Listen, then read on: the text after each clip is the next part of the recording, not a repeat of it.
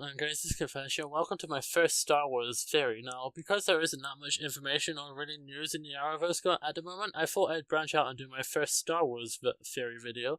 And this is quite an interesting theory, and I know it's probably been done on YouTube before, but I wanted to give my own spin on this theory and get it out there for you guys if you haven't seen this theory.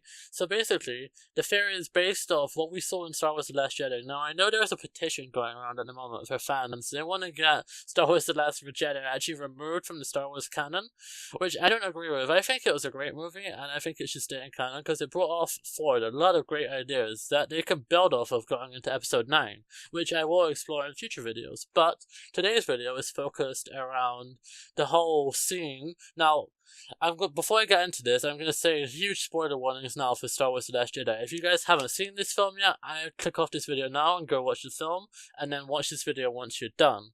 Now, getting into this theory, this whole theory is based around one scene, and that is where Supreme Leader Snoke is sliced in half by Kylo Ren. Now, my theory is that Supreme Leader Snoke isn't actually dead, and that he was force projecting himself now to the throne room, and that we know he is one of the most powerful Siths. So, maybe he has the power to physically force project himself into a room and actually have it shown so he's like being sliced in half. Now, we don't know if that's possible or not, but we know he is a really powerful Sith, and we know that that's all we know about him. They didn't really explore much about it. Now, it could just be a case of Rian Johnson wanting to do his own spin on the canon universe, and he didn't want Snoke in it, so he just killed him off.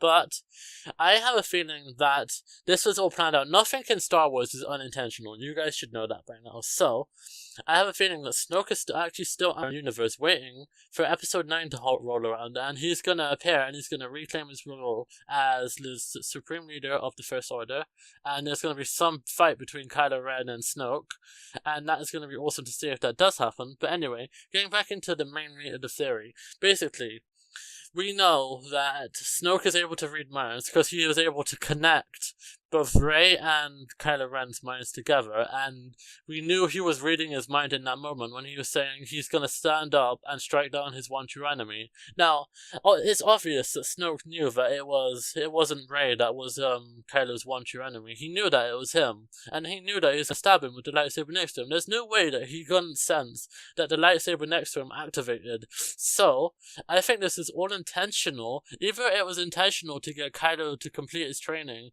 and student overtakes master, or Snoke wanted to get rid of, push Kylo to that limit to make sure that he doesn't go to the light side with Rey, because we did see signs of that throughout the movie. So by doing that, Snoke would then confirm that Kylo would go on to be the next member of the First Order, or like I said, he knew that Kylo was going to kill him, and he was actually force projecting himself that entire time. So there's two ways that this theory could go down. Either, with both ways, Snoke knew that Kylo was going to kill him because he could read his mind.